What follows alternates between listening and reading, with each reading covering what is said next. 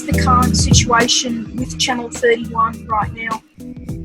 Yeah, so at the moment we're scheduled to switch off our terrestrial broadcast on the 30th of June.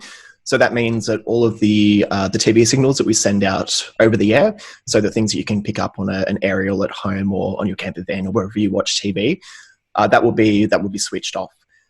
Yeah, and what's to happen with the broadcast spectrum?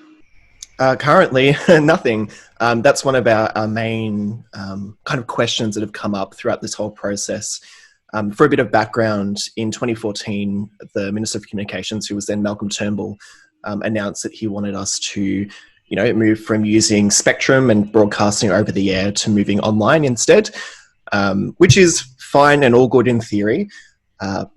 So that was for the development of new broadcasting technologies such as DVB-T2 and MPEG-4, so that they could test that out in like a production style environment to make sure that it would actually work for viewers at home. Obviously, it's been 6 years since then, and a lot of those technologies have already been tested and some implemented. For instance, Channel 10, 9 and 7 are all using MPEG-4 for their secondary and third channels in their multiplex. And DVB-T2 has been announced that it's more than likely not going to happen for quite a while yet. So that kind of leaves us with this question of what actually is going to happen. And so far, we haven't received an answer. After speaking with other industry bodies and people in the know, it currently looks like nothing at all. This is mainly just them holding a decision from 2014 that really has no purpose to be held at this point. Paul Fletcher, the current Minister for Communications, has he actually said anything except for, I think, a couple of statements in the past few months? Has he actually said anything and spoken to the stations? No, we actually are yet to have a conversation with the Minister himself. We have been speaking with his advisors and the Department of Communications and the Arts, etc. itself, but we haven't spoken with him. At the moment, they're all holding the party line, which is that we've been given 6 years to switch off, that they need the spectrum for testing of future technologies, and that we have received some funding to go towards that, despite the intricacies behind all of that. Yeah, and as you were saying before, with online broadcasting, do you believe it's just really not the same as broadcasting over the air? Well, it has its benefits and its problems. Broadcasting online is brilliant. You would know, it lets you engage with hundreds of thousands of people all over the world. You don't have to worry about expensive transmitters, really in-depth technical specifications to get yourself on air. You can just build something out and focus on the content rather than the technical side of things. But the reality is that with that, you're also competing with hundreds of thousands of other people trying to do the same thing, which is fine if your product or your content is viewed by the masses. So say you're making fishing shows or cooking shows or things like that you're publishing online to YouTube.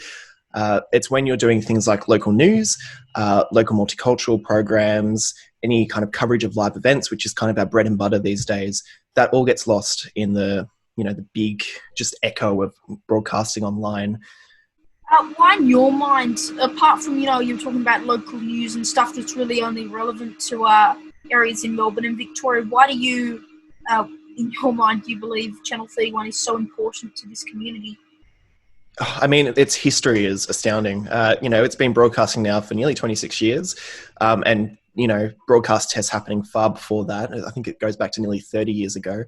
The impact that it's had on the cultural development of Melbourne is next to, nothing else has been equal in it, from a broadcast or content perspective, at least. This Channel 31 offered a platform for LGBTIQ plus peoples when that wasn't the done thing. It's provided a platform for multicultural communities, a lot of whom may be elderly and may not have access to online broadcasting or fast internet to be able to access that content themselves. It's really, the thing is that it just makes no sense. It's a vital platform that really, it services a community or a set of communities that no one else does. And there is no reason given to switch it off. So why would you take that away, especially now when people are so much more isolated than ever before? All right, and finally, what can everyone at home do to help try to save Channel 31? So the best thing you can do is to send a letter to your local member for parliament. You can also make sure to keep amplifying all of our social messaging to try and get the message across to him directly. But the greatest way to make an impact is to sign the petition, which is available on our website and on our Facebook page, and to send a letter to your local MP. All right, then, Mitchell, Kalika, thank you very much for your time. Thanks very much, Leonardo.